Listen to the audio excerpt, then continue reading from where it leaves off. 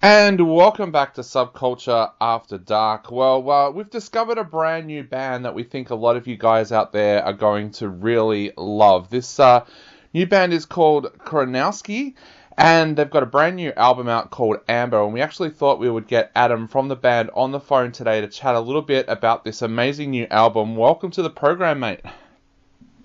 Thank you so much for having me. I'm excited to be here.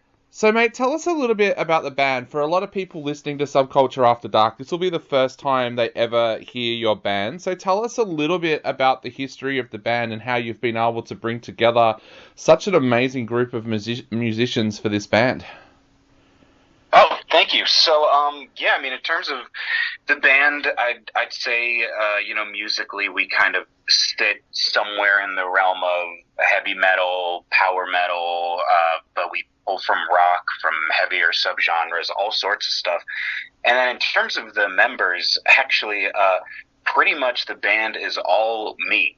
So with the exception of a lead guitarist named Tommy Lindsay, who's incredible, who plays all the guitar solos on the album, I play all the instruments. I write everything myself, produce everything myself. So it's kind of a one-man operation.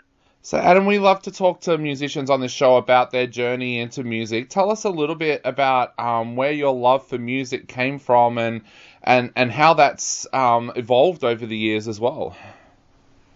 Sure. So, I mean, I know it's probably pretty cliche, but I can't really remember a time that I don't remember loving music. I got into it at a very young age. I started playing piano, I think, when I was in the first grade or something like that. Picked up drums when I was maybe around 11, 12 years old, guitar and bass after that. I went to college at the Berklee College of Music in Boston, Massachusetts.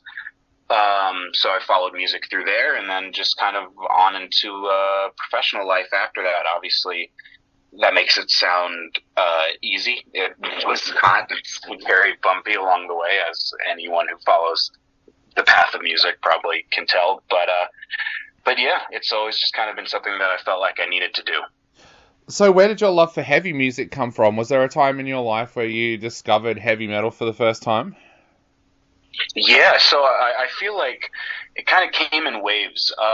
All the way back to probably one of the first albums I ever fell in love with, which I wouldn't call heavy per se, but has some things that would eventually lead me there. As I remember being, I think, like 5 years old and getting obsessed with Bon Jovi, the really big kind of 80s hair metal era stuff, where now looking back at it, I think it was just I discovered what huge guitars and huge drums and big choruses and stuff sounded like. So I would probably pinpoint the very beginning of the journey there. But over time, I think I found power metal next. I think the very first band I ever found was Stratovarius. And then eventually I started finding heavier styles, getting into, Lamb of God for more groove metal, Children of Bodom and In Flames and stuff for Melodeath. And yeah, it all just kind of stemmed from me wanting to hear stuff that was big and loud and fast and adventurous and exciting. And, metal is just such a amazing landscape of so many different places you can go with that. Definitely. And talking of landscapes and different genres, that really reflects on Amber as an album. There's so many different influences on there. Was that something that you were really aware of when you sat down to work on this album, just how many different genre influences there would be on the album? I think so.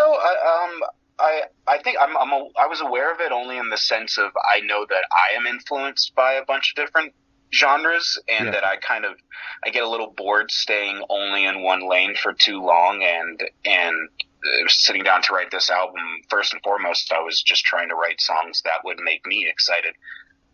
So the things that make me excited are kind of exploring crossovers between genres or just little pockets of things that feel new and exciting and fresh and different to me. So I think it was only natural that there was going to be a lot of kind of cross-genre experimenting, because that's just what I like.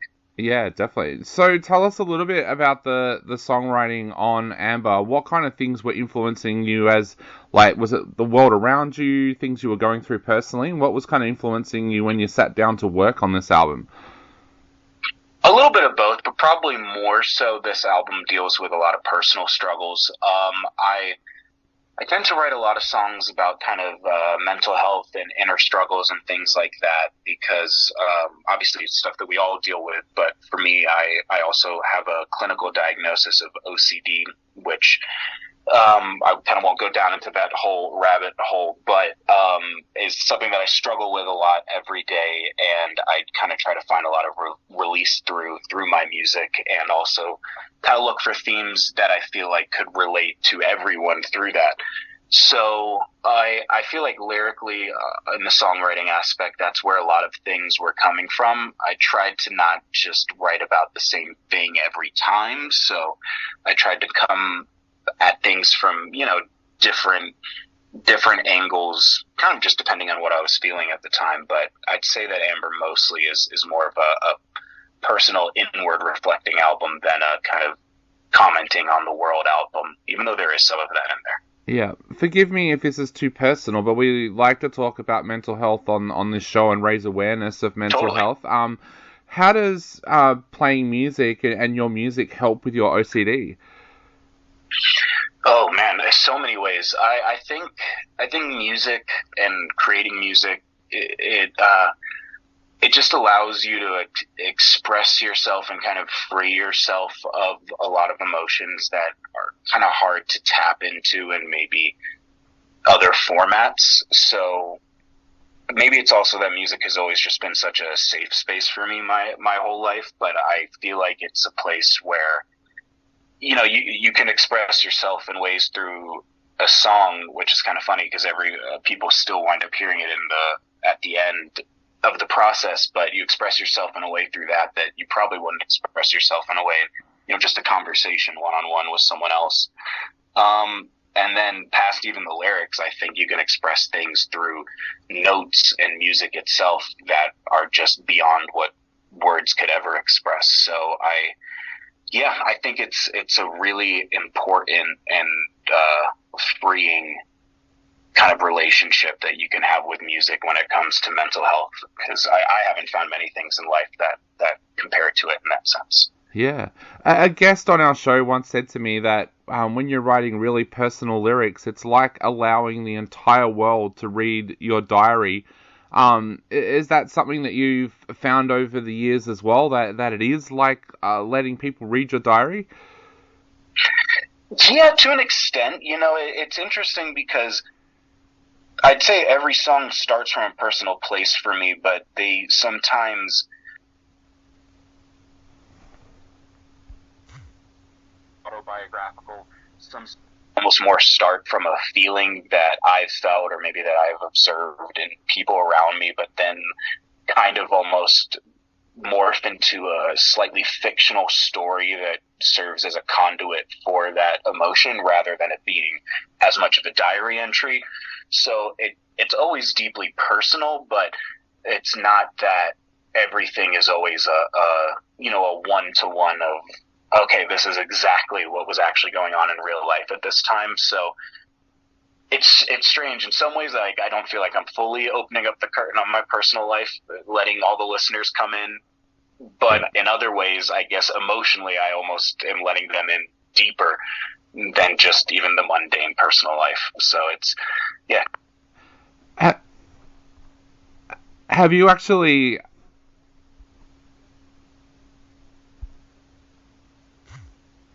I've lost you there for a second. Sorry, I'm back now. Yeah, have you actually had people reach out to you over the years and say that your lyrics have helped them as well?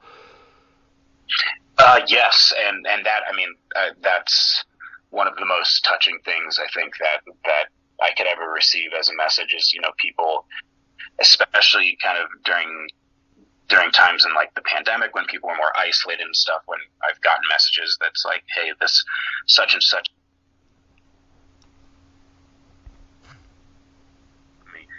kind of work through that I was struggling with, and to hear something like that just means so much to me because I know how many other musicians' music have done that for me throughout my life. So the fact that I'm kind of getting to add back into that same system is hugely rewarding. So tell us a little bit about this album. Like we talked a little bit before about the different genres that you hear on this album, but there feels like there's some real moments of experimentation on this album as well, especially on tracks like Jasmine.